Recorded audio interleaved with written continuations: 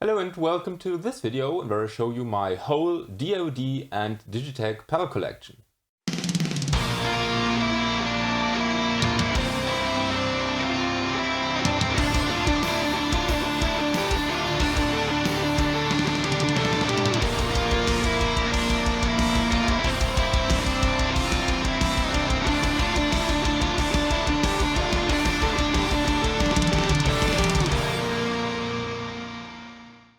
So we start with the DOD pedals. I have 3 in total, and this one you should be familiar with. It's my Super American Metal FX56B. It's basically DOD's version of an HM2, has a slightly different flavor to it. I don't use it this often. If I would use it, I would use it either as a standalone tone when I want slightly different flavor, or as a complementary sound when I want lots of chainsaws. And I don't only have the Super American Metal, I also have the American Metal. It's without Super and without a B.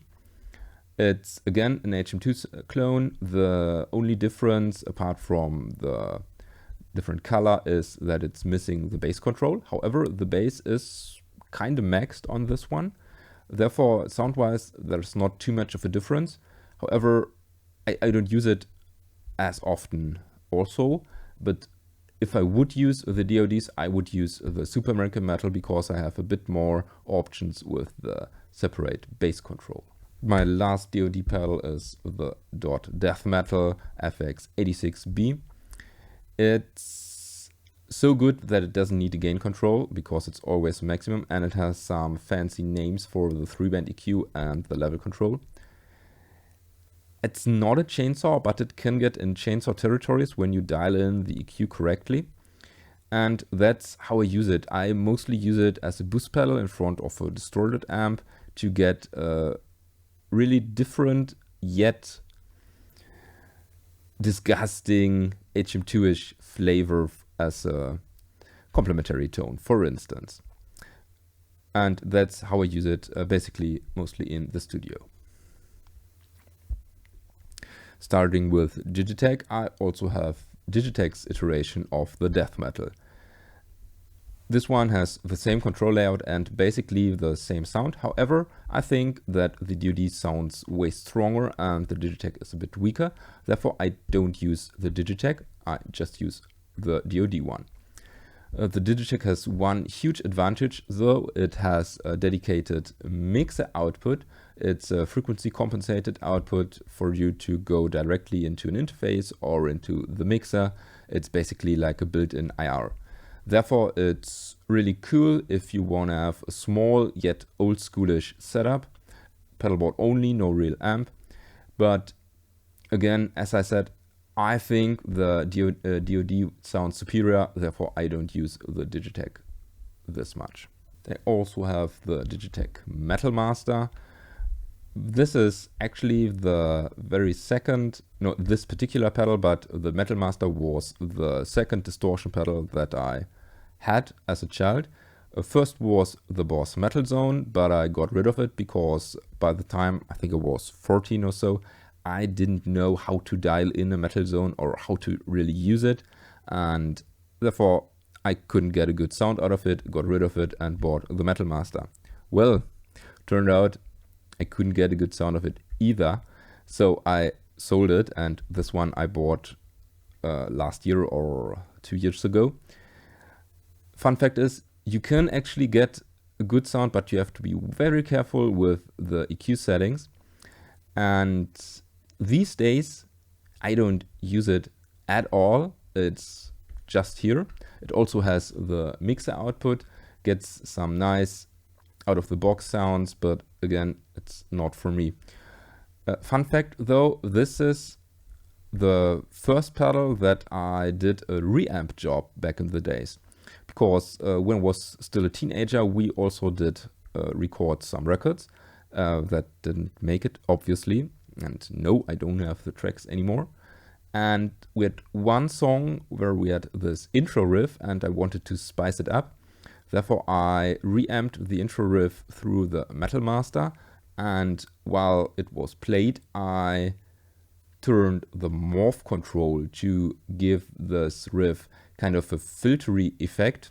And back in the day, I didn't know how to do a filter effect, so I had to come up with this idea, and it turned out, well, yeah, I got some effect.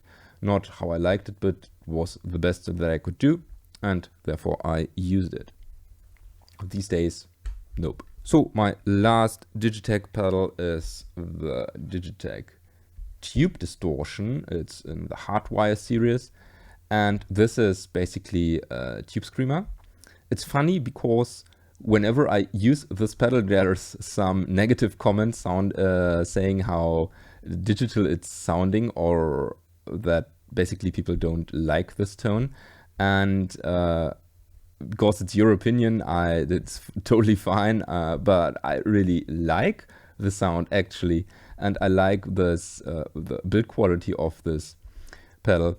And first of all, we have this poties that kind of click into place. I really like this, and I have low and a high control.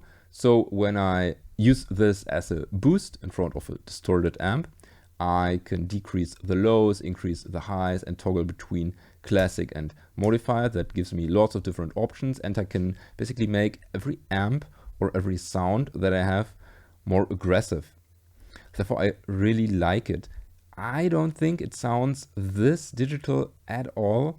Maybe I'm not hearing it. Maybe I'm kind of biased because Jeff Loomis, one of my most favorite guitar players of all time, used this once in a setup. I don't think he's using it now, but I like it. It's one of the better tube screamer pedals that I have, and therefore I use it quite some time, either for some recording or when I'm practicing and want to have a boost. I use this pedal, but not as standalone, always in combination with an already driven amp.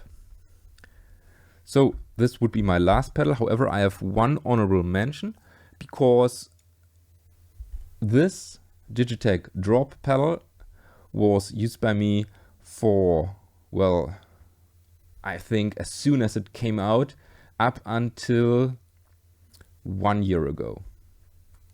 Yes, it was used by me with all my bands, and especially in Despised, the former band before Misha and I started Nightbearer. But I also used it in, well, basically every band that I played that didn't use my tuning that I had at the time. And why I don't use it anymore, it's because I switched from my Fractal Audio XFX2 to the Fractal Audio FM3, and the pitch algorithm in the FM3 is on par with the drop pedal. Therefore I could spare the place and basically get rid of it. So I sold it, and this is Christian's drop pedal. He used it with Nightbearer because, well, I think for the same reasons that I used mine with Despised and every other band. He has found his preferred string gauge and preferred tuning. It happens to be not B, therefore he needs to drop it down a few semitones. And the drop is really awesome if you wanna tune down your guitar for 1, 2, or 3 semitones. You could go even deeper, as you can see here. However, the sound decreases in quality the lower you go. Therefore, I would suggest only going maximum of 3 semitones down. But I use it live for years and never was a problem. So I don't use this anymore. In fact, I don't have one anymore. This is Christian's, but I thought it would be cool to show it to you because it was a huge part of my live setup for so many years. And I still suggest it if someone wanna have a pitch shifting effect or a tune down effect. So those were all my pedals plus one honorable mention that I had for many years. And while it's not the biggest collection of DOD and Digitech pedals there is, I still want to purchase more of those stuff, especially the Hardwire series by Digitech and the old DOD pedals.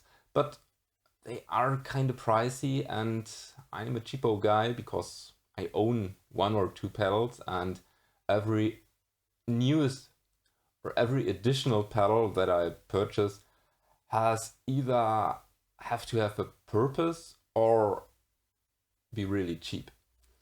And the old DOD stuff isn't really cheap, and the Hardwire stuff doesn't come up often actually. So, well, I'll wait, but there will come a day where I pick up a new pedal. And which pedals should I try? Be it either DOD or Digitech? Write a comment down below in the comment section and let me know. Let me also know what DOD and Digitech pedals do you own and how do you use them. I'm really curious to find out. Might snag up a trick or two that I haven't known yet.